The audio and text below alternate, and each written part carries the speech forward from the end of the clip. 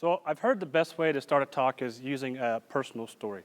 So what I'm going to tell you guys today is maybe a transformational story, a story that's a little bit poking fun at me, but I hope you enjoy it. So when my wife and I decided we were going to have our first child, and when we found out we were going to have our first child, we didn't find out the gender. We didn't do any testing. We let kind of nature and God take its course. And when the day of labor came, 18 and a half hours into it, my wife, and by the way, we had a home birth, and it was in the water. And so my wife is in the birthing tub. The doula is behind her, kind of bracing and arching her back, helping her back out. The midwife is beside her, and I'm right in front, looking right at my wife. And my only job is to catch the baby. My only job is to, as when the baby comes into the water, is to gently pick the baby up and lay the baby on my wife's chest. This is my only job, okay? As we get through, and my wife is pushing, the midwife says to me, "Doug, a few more pushes and your baby will be here." And I'm thinking, okay, I got this. All I got to do is catch the baby. I got it. The next push, boom, the baby's in the water. And I'm in shock, and I can't move. And what seems like eternity to me is more like 2 or 3 seconds. And the midwife says to me, as I'm standing here in total shock, "Doug, reach down and pick up your baby." And I'm frozen. And she says again, "Doug, reach down and pick up your baby." And I can't move.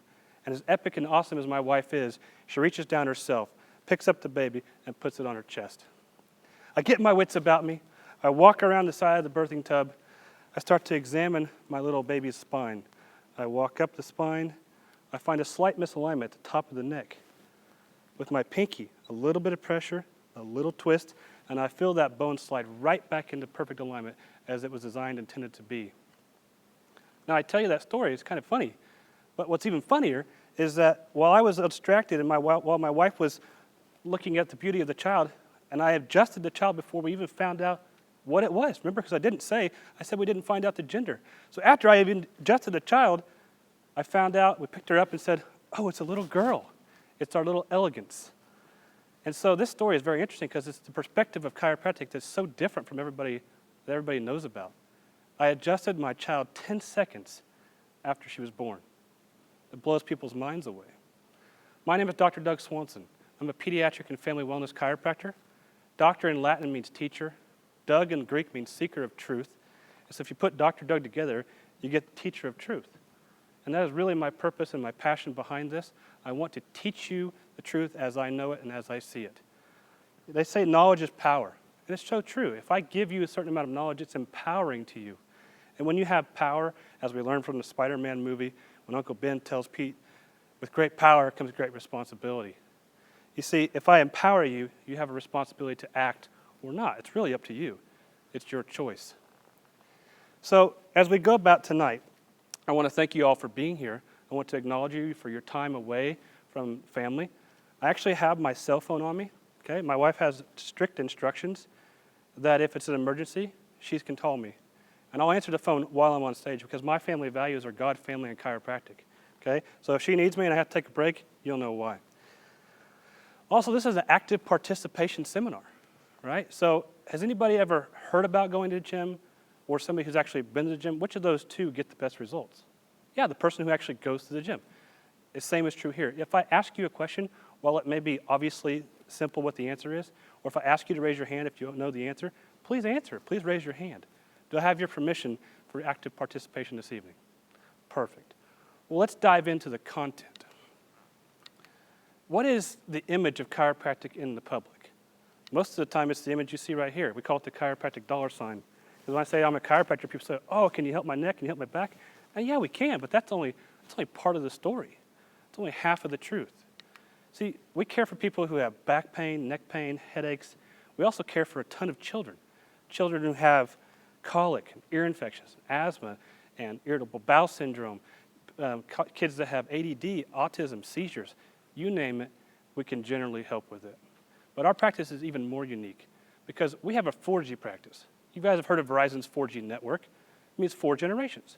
Our practice is the same. We see 4 generations at any given time. So I'll give you an example. My grandmother-in-law, my in-laws, my wife, and my children make 4 generations. We see many 4-generational families in our practice. Now, why would we see families? Because we're different. We're unique. We see families to keep them well, to help their longevity and help their performance. But we also see people who have problems. So we see a gamut of things, and we are very good at helping people get through what they have, but also help people gain their health and move forward in their health. So let me start by asking you guys a couple questions. Let me set the stage here. Let's say it's New Year's Eve. You're about to make some New Year's resolutions. Your goal this year is to be healthier, and one of the things you want to do is lose weight. What is a couple things that you would do in order to help yourself lose weight or get healthier? Yeah, eat better and exercise. I mean, everybody says that. And is there any doubt that if you ate better and exercised and you made it a consistent part of your lifestyle, that your health would move from where it is to something greater? No, there's no doubt about it. I mean, millions of studies probably prove that. Okay, so let's say that you are making those part of your lifestyle. How would you then know when you're healthier? Somebody say, I'm healthier when I what?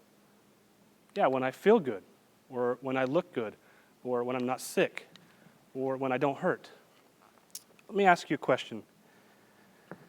If I have undetected cancer, and yet I look good, or I feel great, am I healthy? If tomorrow at 3 p.m. I drop dead of a heart attack, but I felt fine up until then, was I healthy? Obviously not. I mean, how we look and how we feel are decent indicators of how healthy we are, but obviously they're not the best. Would you agree that the person who died of a heart attack, me, tomorrow at 3, and the person who had undetected cancer, in both of their bodies while they were expressing symptoms, that both their bodies weren't functioning optimally? Yeah, because when your body doesn't function well, you tend to have problems, okay? Let me bring this home for you just a little bit more. I told you before that my wife and I didn't find out the sex of our child, the gender. And our prayer would commonly be, we pray, God, that this child be born healthy, you know? And what does that mean? I mean, it doesn't mean that I don't want my child to feel good. Obviously, I want my baby and my newborn baby to feel good. Obviously, I want my newborn baby to look good. I was counting 10 fingers and 10 toes on both my daughters. But what I mean by healthy is, I truly want their bodies to function well in every possible way. And this brings us into the real message of chiropractic. If I was to ask you what controls and coordinates all healing and function within the body, what is it? Yeah, it's your brain. What does your brain do? It controls everything. You see an image of the brain right there. It controls absolutely everything. What's this image? Yeah, it's the heart. What does your heart do? Yeah, it pumps blood and keeps you alive. And your brain tells your heart what to do, correct? It does so through something called your nervous system. So you have your brain right here, where all the intelligence is, where all the healing and function comes from. You have a spinal cord that plugs in, that travels down, and from the spinal cord are nerves that travel across. And this is how the body communicates to all parts of your body. So if I want my heart to work, literally a message is going to come from my brain, down my spinal cord, out my nerve to my heart, and my heart's going to get the message. If I cut my nerve to my heart, how well is my heart going to work? Yeah, it's not going to work very well. And this is true for every part of your body. Whether it's your bladder or your eyes or your ears, it has a pathway in which it communicates through. So the nervous system is super important. Like this, if my wife and I don't communicate well, how's that going to work for us? Not very good. If your brain can't communicate through your nervous system very well to your organs and muscles and joints, how's that going to work for your body? Yeah, not very good. So it's super important that this nervous system that tells everything else what to do is protected and that there's no interference in the communication.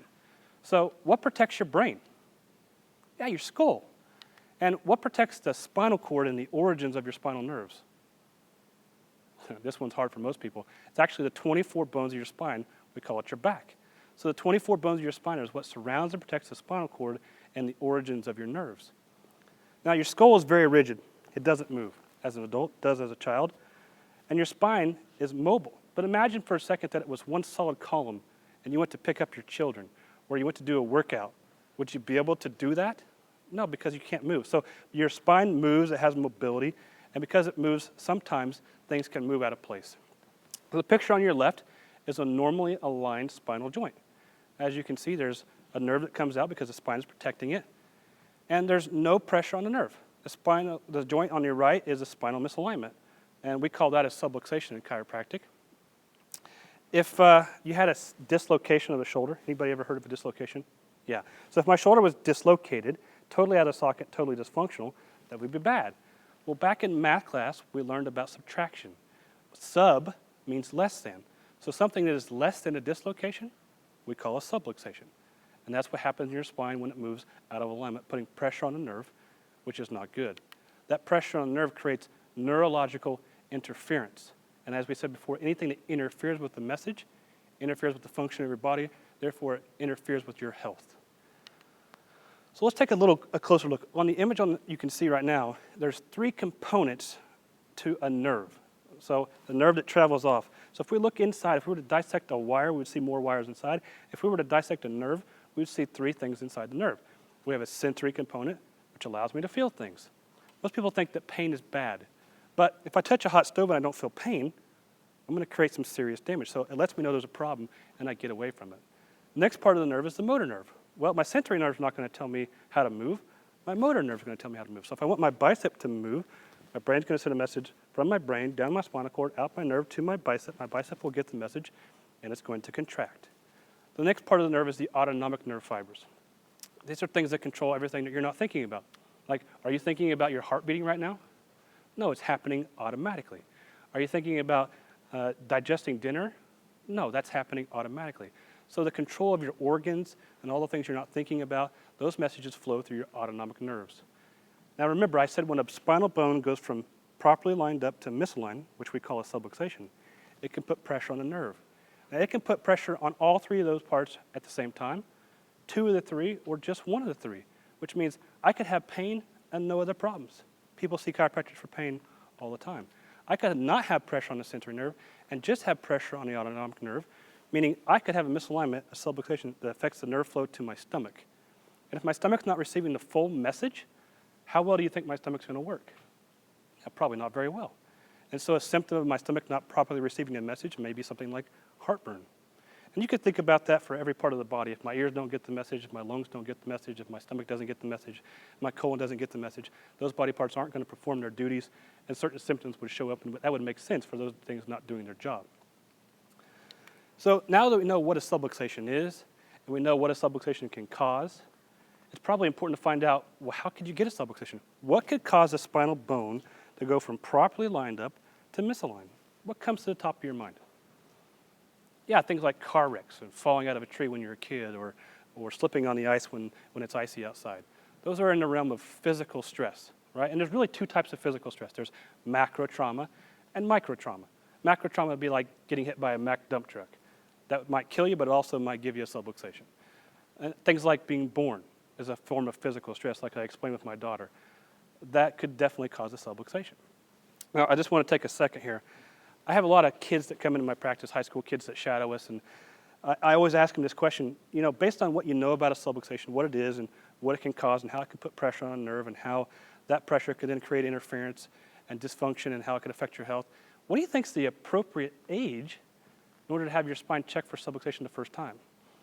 I had a kid tell me, 6th grade, I had a kid tell me, oh, when you're 15, as confident as could be. And I looked at him and I said, so you're telling me, knowing that my child got subluxated at birth, that I should have waited 15 years before I checked that spine for the first subluxation and made a correction? Probably not a great idea. So those are forms of macro trauma. There are also forms of micro trauma. The guy who works at the factory who does the same thing every day. The person who has poor posture. Yeah, what does this look like? Yeah, it looks like textitis to me. And lots of kids and adults are texting and on Facebook and doing all these things and creating ever so slight traumatic micro traumas to their spine and posture. So this is the physical stress. This is the thing that can create subluxation. The next stress up is emotional stress. Anybody here ever been stressed out, where life was coming at you and you had a lot going on? Yeah. And you ever felt that queasy feeling in your stomach from all that stress? Sure. Anybody ever been stressed out and been tense in their muscles? Yeah. And by the way, what moves bones? Muscles do. So if I have stress in my life and I get tense in my muscles, could that tension create a subluxation? It can. Happens a lot, actually. So that's the emotional stress. The last stress is chemical. It's a little bit difficult to explain, but I'll give it a shot for you. I'm a human being, and I like good food that is not good for me sometimes. I like bacon cheeseburgers from fast food restaurants on occasion. And what I know about eating a bacon cheeseburger is 5 minutes after eating it, my joints swell up. And so much so that I can't even get my wedding ring off, okay? Now, I assume that it's probably the salt or the sodium in the meat or maybe the gluten in the bread, but I get a state of inflammation within my body. And I can't even get my ring off, and that's not good. So can you imagine one of my spinal joints inflaming from what I just ate? And I go back to work, and I'm eating this hamburger, and my wife says, what are you doing for lunch? And I said, eating a hamburger, as she's texting me. So now I got a chemical stress inflaming my joints, and then I got a physical stress from poor posture from texting, and then I get the guilt trip from my wife, so now I'm stressed out, right? Because I shouldn't have been eating bad in the first place. And so those three stresses then create a subluxation, and I'm right out of alignment. So sometimes it's the physical stress. Sometimes it is the birth trauma that creates a subluxation. Sometimes it's the physical stress plus the emotional stress plus the chemical stress, and those things then create, as an accumulation, a subluxation. Very common for a lot of us. So I told you before, we see, a lot of kids. And then in this image here, it's kind of funny, but this is actually how my dad got started in chiropractic. This is how I ended up getting into chiropractic, because my dad fell off a trampoline and almost literally died from the trauma. And he had severe migraines and all kinds of problems. He ended up getting helped by chiropractic and decided at 10 years old that this is what he was going to do. And as a result of my dad being a chiropractor, I decided to be a chiropractor. Now my sister's a chiropractor, my brother-in-law's a chiropractor, so it's now a very family-oriented business. But people say, this kind of stuff happens all the time. If you're still wondering if kids need a chiropractic, this picture tells you a lot. But there are still those naysayers out there that say, well, this kind of stuff happened to me. I mean, I fell off things, and I jumped off things, and I killed myself and hurt myself and had all these things going on with me, and I popped right back up, and I was fine. Sometimes kids don't have problems where they can actually tell you it hurts or there's a problem. It's an obvious problem. Again, I want to share a little story, a little analogy to kind of maybe put this in perspective for you. Let's say that I had hands over my ears, and if you want to, you can put hands over your ears and try to hear me talk. And all you've ever known is hearing in this way, with an obvious interference. And then one day somebody comes up to you and says this. They take the hands away, and now you hear in a totally different way. Now you hear without the interference. Now for the first time you're hearing as you were designed and intended to hear. This is like living life with subluxations. If you've never been adjusted, if you've never been checked by a chiropractor, you don't know any different. And the first time you get your adjustment, amazing things happen in your body. Things begin to function as they were designed and intended to, and it really is an amazing life in that fashion. So we know what a subluxation is, we know what it causes, we know what causes them. We obviously need to find out if you have one. How would Dr. Doug find out whether or not you have a subluxation? Well, in our office we have a very fancy piece of technology developed by NASA and the Space Foundation that helps us never to guess whether or not you have interference in your spine caused by subluxation. Our first piece of technology is called thermography. It measures the autonomic component of your nervous system that tells us how well things are flowing from your brain to your organs. The next piece of equipment measures how well information is flowing from your brain to your muscles, from your muscles to your brain. It's called surface electromyography. So those are two of the three parts of your spinal nerve. Obviously the sensory part, if it hurts, you're going to tell me, or if I poke on it, it hurts, you can tell me that. So we're really able to assess all three areas of your nerve and get a really good picture of how well your nervous system is functioning. The last piece of technology that is really new is called a pulse wave profiler. It basically measures the rates between your heartbeats and gives us a really good assessment of how well you're able to handle stress in your life. And for our adult patients, we can take the thermography test and the EMG test and the pulse wave test. We can put them together, and we get a really good score of how healthy your nervous system is. We call this your core score. Now, most people think your core is around the middle, and it is. But the true core of your body is your nervous system. And obviously, your nervous system has to function well for you to be healthy. So let's say we've found a subluxation. What's the obvious solution for correcting a subluxation? Well, it would be an adjustment. Now I want to show you a little video of my daughter adjusting her baby doll. Ready? Adjust your baby. Do it again. Adjust your baby. I love it. I'm going to show you again. It's just awesome. She's a chiropractic kid. Ready? Adjust your baby. Do it again. Adjust your baby. So in that video, what did she do? She adjusted the baby. She made the sound effect. And then she tells you exactly how being adjusted feels. She said, ah. In our office, we call it right-size chiropractic because every person gets the adjustment that is just right for them. I wouldn't adjust a newborn infant the way I would adjust a 300-pound football player. I wouldn't adjust a newborn mom the way I would adjust a 6-year-old. Everybody gets the kind of adjustment that is just right for them based on who they are and what they are. What kind of body shape they have, what's going on in their spine, how well they're doing. It's right-size chiropractic for everybody in our office. So after you get your adjustment, or as you're getting your adjustment, I really think this next phase or phrase is really important. I call it correctly perceiving what you're receiving. It's hugely important. So when we take a spine from subluxated to lined up, what we're doing is some very powerful things. So let's say in your first examination, I found 6 misalignments in your spine. Okay, out of 24 bones, that's 1/4 of your spine that's misaligned. That means you're working on 3/4 of your neurological potential. Now, if I take those 6 bones and I realign them, am I increasing or decreasing your neurological potential? Yeah, we're increasing it. Now, do you think your body's going to function more efficiently with better neurological potential? It is. So if you have better function, are you going to have better health or worse health? Remember, how well you function is the best indicator of how healthy you are. So if you have better nerve flow, you have better function of your body, obviously you're going to have better health. If you have better health, then are you going to have a better life or a worse life? Obviously you'd have a better life. And that to me is the true essence of chiropractic, that when it's used, you could have a better life. And you could take that as you will. It could mean you could fulfill your sole purpose in life. It can mean that you're able to glorify God in whatever way He seeks for you to do so. But chiropractic can lead to better efficiency, better function, better health, and ultimately a better life. So let's play a game. The game is called Would You Rather. Now these are obviously silly. So would you rather be happy or just not sad?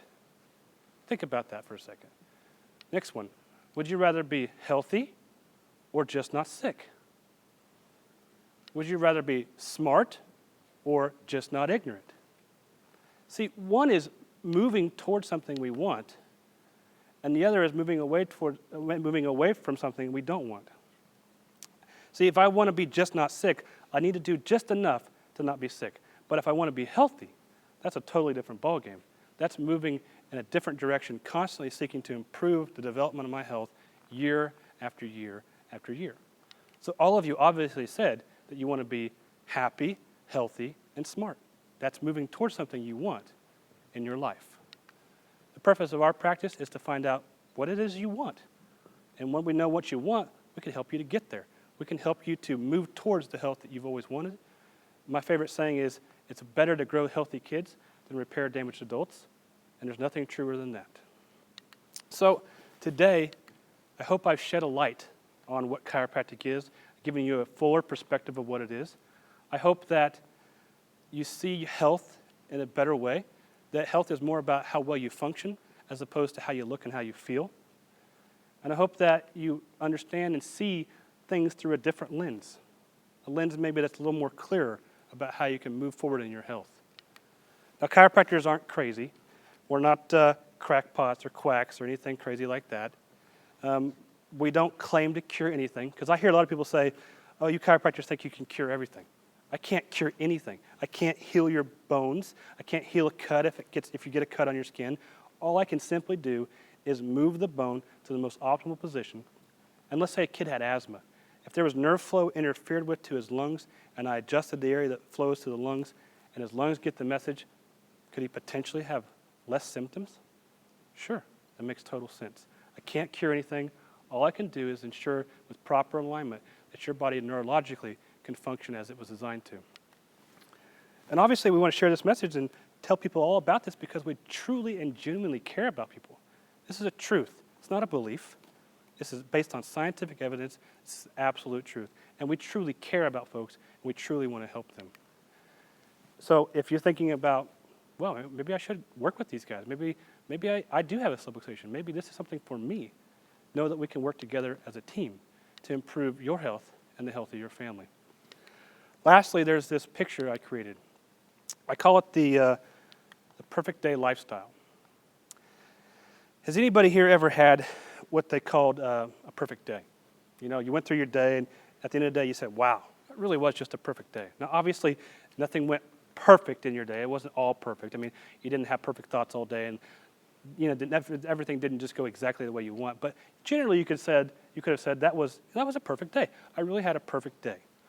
Now, has anybody here ever had that perfect day, and at the end of the day, they were sick the whole day? Now, you didn't say it sarcastically, but I mean, seriously, did you seriously have a perfect day while you were throwing up sick all day long? No, you have to have health in order to have a perfect day, right? So this next line below it says, we're healthy by choice, not by chance. In order to have more perfect days, which I know we all want, we're healthy by choice, not by chance. By show of hands, how many of you want to be healthier 5 years from now than you are right now? Okay. What's something you would have to do, just one thing, you would have to do in order to move your health from where it is to healthier 5 years from now? Eat better. Okay, so are you going to just eat one salad in the next 5 years to move your health from where it is to where it needs to be? No, what's something else you could do? Exercise. Right. Are you going to exercise just once in the next 5 years? No, you're going to have to make it part of your what? Yeah, your lifestyle. What's something you learned today that if you put part of your lifestyle could improve the function of your body and make you healthier 5 years from now than you are right now? Yeah, chiropractic care, right? So we call the perfect day lifestyle eating well, moving well, thinking well, and using chiropractic to improve the health of your body. In this image, you can also see a rainbow. Now, a rainbow to me represents a storm that has passed. Some of you may be in the midst of a storm. Your body may be raging with symptoms and problems, and you're asking yourself, I wonder if this is a solution to my problem. I wonder if for my kid it can help with their ear infections or their colic or their asthma or their ADHD. I wonder if for me it can help with my headaches or my back pain or my irritable bowel syndrome or my constipation or my constant chronic heartburn. I wonder. A rainbow also represents lessons learned. People who've been through the storm and are telling you how you could be helped. Whether you choose to use chiropractic care reactively in our office, meaning you're reacting to a problem and you're seeking us out as a solution, or you're choosing to use chiropractic care proactively, in more of the phase of it's better to grow healthy kids than repair damaged adults. It's up to you. Today has been all about empowering you with the truth so that you can make the best decisions for your family. I always say the most important thing to do is make an informed decision. And you can only make an informed decision if you are truly informed. Based on what you've learned today, it's now your responsibility to take action one way or another. Thank you.